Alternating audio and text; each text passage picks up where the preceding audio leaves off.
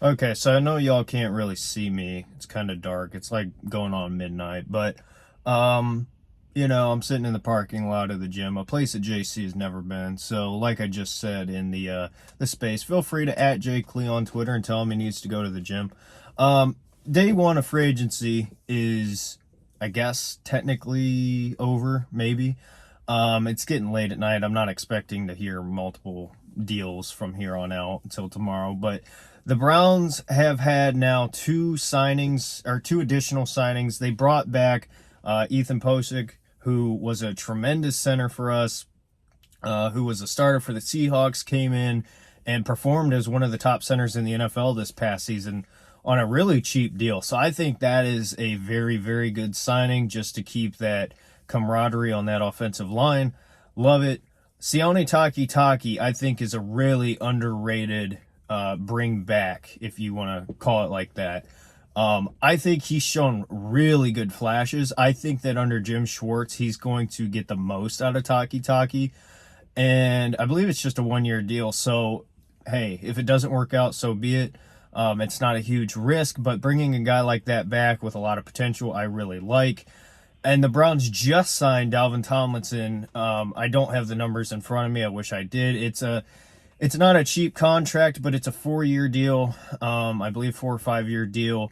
And you're getting one of the best run defenders in the NFL. He's a fantastic addition. I think the underrated part of this is his veteran leadership. I think you got a group full of young guys on that defensive line, and adding a guy who's a veteran like Dalvin Tomlinson with Myles Garrett is going to be absolutely what this team needed. I'm so happy we got Dalvin Tomlinson, because you saw guys go off the board really early. Hargrave got an insane deal with the 49ers. You just saw Draymond Jones go to the Seahawks. They gave him a ton of money early, which got the deal done. So for the Browns, it was Tomlinson or you're really screwed, in my opinion. And they got their guy. He's going to be here for a lengthy period of time. The Browns also, their first signing today, I'm not going to try to pronounce his name. We'll call him Double O, from the Texans. Great signing as well, because now you have two guys who in last season was top 4 in pass rush win rate. Sorry, that's a tongue twister. On the same defensive line. So you supplement Myles Garrett opposite side of him with somebody who is dominant rushing the passer. He's fast, he's aggressive, he's athletic. He's a great signing. And I think he's on a 3 or 4 year deal as well. So, you talk about this problem of who's going to be the running mate next to Myles Garrett. What a great pairing. And it's actually kind of a cheap contract, really team friendly. So, Dalvin Tomlinson, and we'll call him Double O, add him to the defensive line. Can't beat it. I think that's a great addition, because now, you're pretty much set, right? Myles Garrett, Tomlinson, and then Double O. And then it's really just filling in who's going to be next to Tomlinson. And, the Browns can add somebody who's cheap. They could draft somebody. Perion Winfrey could step up. Who knows? But the defensive line is much improved after day one of free agency. Now, for me, you got to go all in at free safety. I love, personally, C.J. Gardner-Johnson. I think the Browns need to go all in on him. I know people are going to bitch about, oh, he's not a strictly free safety. No, he can play all over the place, but he has been great as a free safety. 6 interceptions last season. I would go out and get him, and you can do whatever you want with him. You can have him play free safety. You can have him slide up and be a slot corner. He is versatile. That's what the Browns love.